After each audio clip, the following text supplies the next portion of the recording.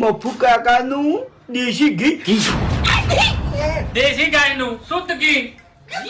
ગુજરાતની એક ઝલક મફુ કાકાનું ઘી સૌથી અલગ. એ છે નંબર 1.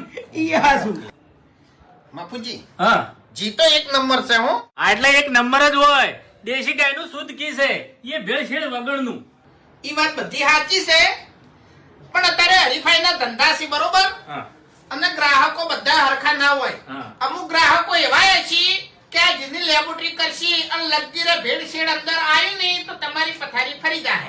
લેબોરેટરી કરવી હોય ને તો એને છૂટ છે, પણ હા લેબોરેટરી એને કરવી હોય તો આપણા ગોડાઉનમાં આવી એને જે ફાવે એ ડબોલી અને આપણી નજરે જ લેબોરેટરી કરે.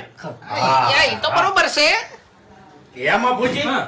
તમે કહો છો દેશી ગાયનું, હા. તો તમારા ચો ગાયો છે? હા મફુજી, તમારા ગાયો નહીં તો તમે જી લાયા ચોથી? ગૌશાળામાંથી. ગૌશાળાની? હા મારા ભાઈબંધને મોટી બધી ગૌશાળા છે.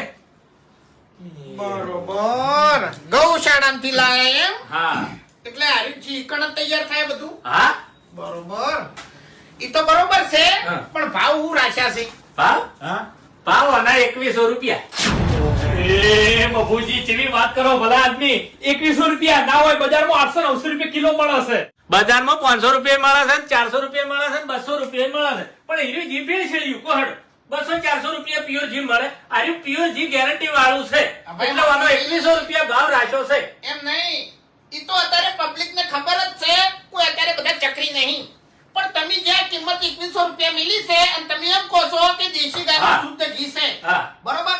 અત્યારે માણસો બહુ ચાલાક છે હોય, પહેલા જેવા ચકરી નહીં. એટલે તમે કિંમત કીધી અને તરત કિંમત આલી અને જી લઈને જતા રહ્યા એવું નહીં. અત્યારે તો અમુક તો તમે ગૌશાળા કહો છો, ગૌશાળા ઉજી ચેક કરી છે અને એ ચેક કરી છે કે ઓયની ગાયો ખોરાક ચિયો ખોય છે. એ બધું તમને લાઈવ જોવા મળી રહે. હું અહીંયા તમને લઈ જાયો. ચેવડી મોટી ગૌશાળા છે, શું શું ખોરાક હોય છે ને બધું હું તમને બતાડ્યું લાઈવ. એટલે કાજુ બદામ ખોય છે, હા? કાજુ બદામ ખોય છે. ગાઢું કેમ બોલો? ના ના, 2100 રૂપિયા કિંમત છે, હા. એટલે ગાયો કાજુ બદામ ખોય છે. કાજુ બદામ નહીં ખાતી, પણ વાની ગૌશાળા છે ને મારા ભાઈબંધની, એ પહાડી વિસ્તારમાં છે. અને પહાડી વિસ્તારમાં એક ગાય બંધાતી નહીં, બધી છૂટી સરે છે. છૂટી ફરી એના માટે શું ફાયદો થાય? શું ફાયદો થાય? છૂટી ફરે ને ગાય, એનો શું ફાયદો થાય છે તમને ખબર નહીં.